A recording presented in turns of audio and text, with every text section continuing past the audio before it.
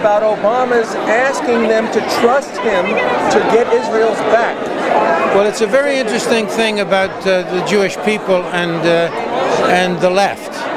It's no matter what the evidence, they have been programmed to vote for the party of Franklin Roosevelt, who's been dead these many years, of course. But there's a tie, there's some kind of a tie that's followed down through the decades.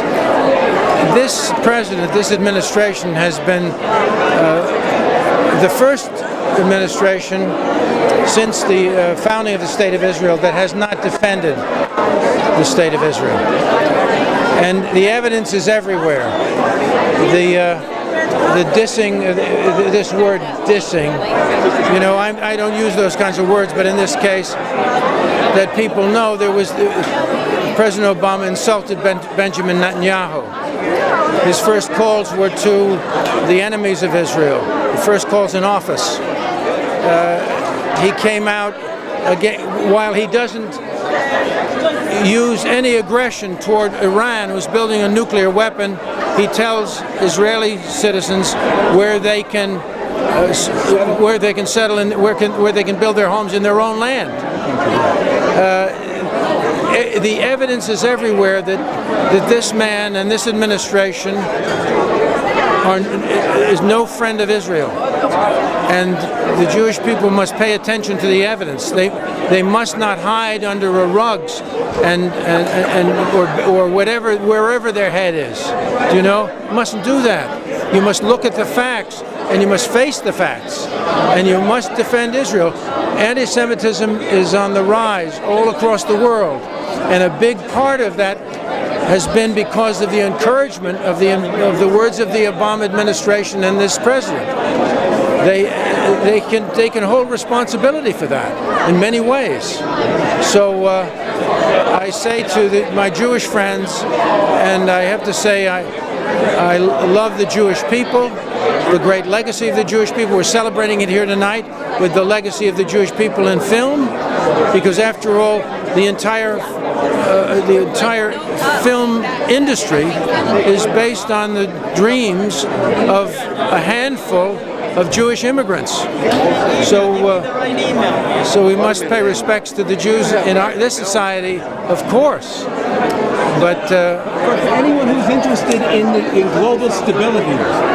Yeah, it was interesting. I went to Russia not many years ago, and I had been there in 1991, and I saw what was suffered under communism and socialism. You know, the Union of Soviet Socialists, right? It was horrific to see people suffering from loss of freedom, people who couldn't make their own decisions, who depended entirely on the government. This is what this administration wants us to be, is dependent on the government. It's a horror. People didn't have the ability to make their own decisions. They were hiding from any kind of, free speech in fear that they would make the wrong move and it would jeopardize the little that they were getting. So I saw this terrible state, that long ago, and then I went back in about 6 years ago, and what happened was I was seeing an entirely different Russia. Moscow certainly was totally different. It was like walking into Paris. For the first time, the shops were filled. There was color on the buildings. I never knew what the advertising this advertising and the lights of our community does to a building. It's quite splendid, really. When you go into Moscow and you see all this color, and you saw the grayness of Moscow, the forbiddingness of this terrain, this urban terrain before, and now you see people with smiles for the first time, people speaking English, people welcoming other languages of other people. Anyway, it was fantastic. This was in only 17 years or something since I saw them, 16, 17 years, since I saw them in such a depressed state. This turned around. Why? Because of capitalism. Now, I also found that the press and this was the Putin press, and they were making jokes about the Putin press, the journalists, and that was unheard of before, right? And this one journalist comes up to me and says, "Mr. Voight, you know, this distinguished, speaking with great respect, a distinguished American artist, you know, and they have great respect for artists in their legacy, right? Can I ask you a question? Yes, you may. What is it? What is your answer to world peace?" Asking an American actor what my answer is for peace among mankind, right? I said, "I'll tell you, I'll give you an answer." I said, "There will be peace on earth when all nations come to appreciate the Jews." What's the Jews represent in the society? I might have a big event. What's going on? What time? When I say that, I mean it. I mean it.